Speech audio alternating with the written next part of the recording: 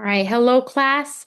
So for reading today, we are going to be reading a book called The Beekeeper. It is a nonfiction book about a beekeeper, someone who keeps bees. And so I thought this book would be interesting because I notice here in American Samoa, I've seen some bees around, but I haven't seen any beekeepers.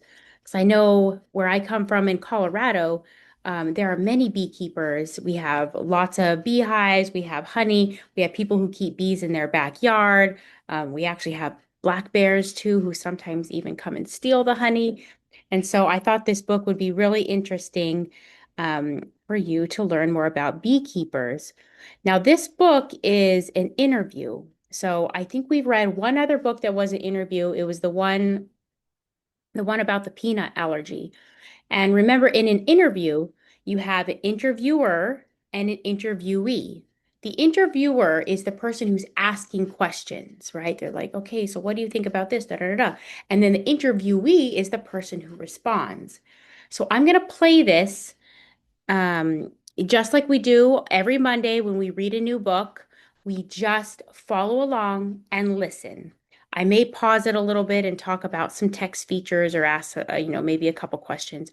But other than that, I just want you to follow along and listen just like we do every Monday. So here we go. Here's the beekeeper. All right, enjoy.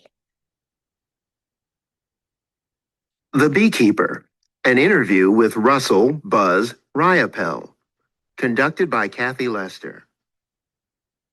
The work of a beekeeper. Interviewer. Did you get the name Buzz because you keep bees? Buzz. No, my parents started calling me Buzz before I was born. Interviewer. How much work is involved in beekeeping? Buzz. There's a lot of work, and it has to be done at the correct time. A 1 or 2 week delay can affect your honey crop drastically. You have to make sure the queen is laying eggs. You have to look at your bees every 2 to 3 weeks to make sure everything is all right. Removing the honey is a lot of heavy work. I have to lift the honeycomb out of the hives and put it on the truck. Then I carry it into the honey house where I extract the honey. Interviewer. What kind of equipment do you need? Buzz. I wear a bee suit to keep my clothes clean. I also wear a veil over my head to protect my eyes and head from stings. I use a smoker to calm the bees. That's a small can with a bellows on it. I build a little fire in there and put the lid on.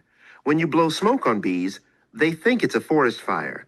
They fill their stomachs with honey in case they have to leave their tree. That's why smoke seems to calm them, because it keeps them busy. Interviewer. How often do you get stung? Buzz. I get stung a couple thousand times a year because I don't wear gloves. Gloves are bulky and hard to keep clean, so they can spread disease. I don't swell up from stings anymore, but they still hurt. I work the bees on nice sunny days around 2 o'clock in the afternoon when all the flowers are producing nectar. When half the bees are out collecting nectar, I only have to deal with the other half. What do you think about him not wearing gloves? If you have a minute, if your substitute is okay with it, maybe just for like 30 seconds, talk to your neighbor. What do you think? If you were a beekeeper, would you be comfortable not wearing gloves?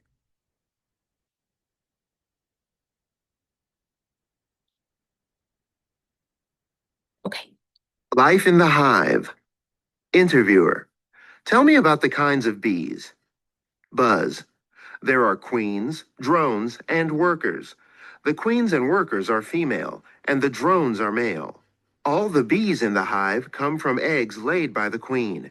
In the springtime, she lays 1,500 to 2,000 eggs a day. Drones are only useful for mating. They don't work at all. Every day they congregate outside the hive waiting for a queen to fly by. Then they race after her and mate with her. Interviewer. I thought the queen never left the hive. She flies around? Buzz. She makes short flights to mate. Other than that, she only leaves to swarm. If a second queen develops in the hive, the colony divides. The new queen stays in the old location. The old queen and half the bees find a new place to live. They fill their stomachs with 2 or 3 days' supply of honey. They find another place to build a honeycomb. Then they store the honey in this new comb and start laying eggs. Do you know? Bees make beeswax from glands on their bellies. They scrape thin sheets of wax off their bellies with their legs. Then they form the wax into the six-sided cells of the honeycomb. People use beeswax to make candles, lip gloss, moisturizer, and decorations. Even the seals underneath your toilet that keep it from leaking are made of beeswax. For health reasons, people eat pollen and royal jelly, a special food that bees make for the queen. Honey is also used in many health and beauty products. Interviewer: how long do bees live? Buzz: queens can live 2 to 3 years. In the summertime, drones and workers live for only 4 to 6 weeks because their wings wear out. In the winter, they live longer because they don't fly. In the wintertime, they eat honey and shiver to generate heat. When it's 5 degrees below 0 Fahrenheit, minus 20 degrees Celsius outside, it's 95 degrees Fahrenheit, 35 degrees Celsius in the center of the beehive. This keeps the colony alive during the winter. Interviewer: how many bees live in a hive? Buzz: in the summertime, there can be 60,000 to 80,000. Interviewer: how do bees find their way back to the hive? Buzz: when they leave the hive, they notice where the sun is in the sky. When they come back, they use the sun to find their way. On cloudy or rainy days, bees don't fly because they can't see the sun. Types of bees. Interviewer: are there different kinds of honeybees? Buzz: there are different kinds of bees from different places. Caucasian bees come from the Caucasus Mountains in Europe.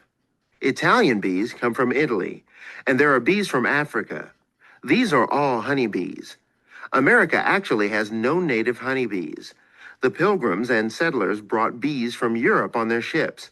Then those bees flew all over the United States and built hives. Interviewer: what's the difference between honeybees and killer bees? Buzz: there is no difference other than where they come from. They produce honey just like regular bees.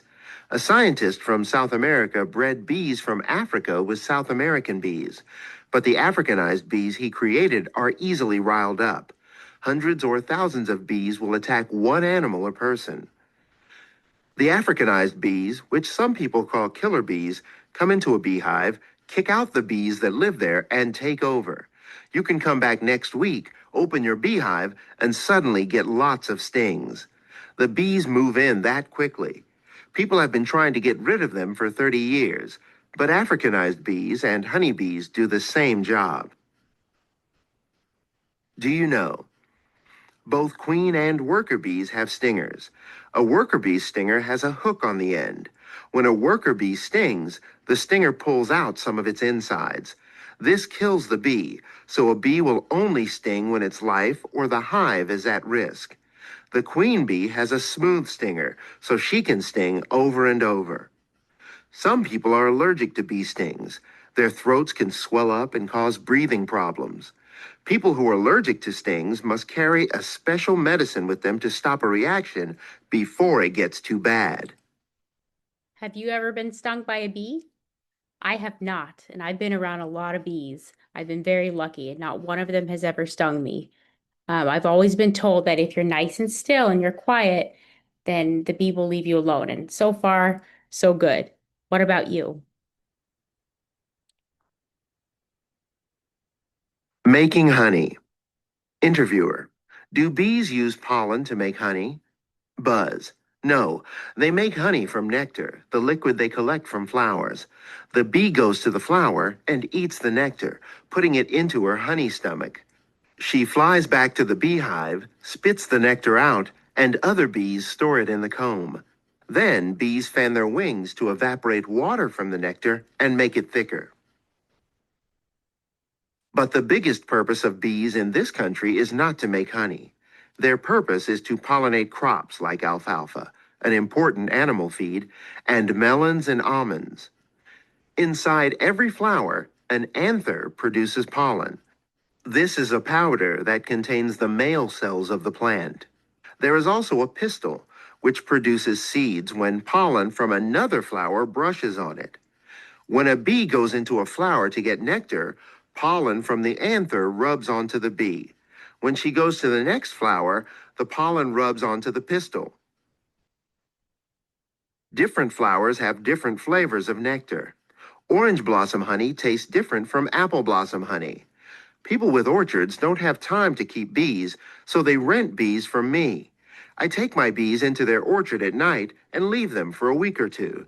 After the flowers have fallen off the trees, I take the bees home. When I take my bees to an apple orchard, I get apple blossom honey. If I took them to an orange orchard, I'd get orange blossom honey. Interviewer: how much honey do you get from one beehive?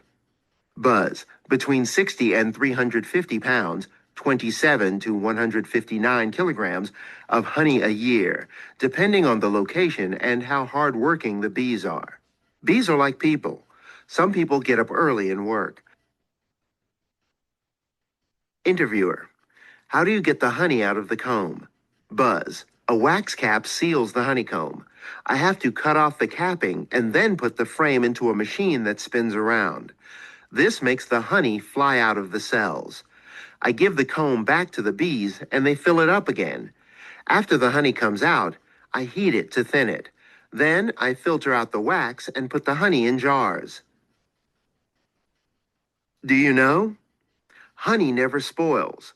Bacteria don't grow in it because it has too much acid. The acid is antibacterial. Putting honey on a burn or a wound will help prevent infection and help the wound heal faster. Oh, I think that's the end. All right, so I hope you enjoyed the book. We will stop there. As you know, on Monday, that's pretty much all we do. I'll probably have maybe a couple questions on the slides for you to answer with your tables, just for a little activity. And then we'll be done with reading. Thank you.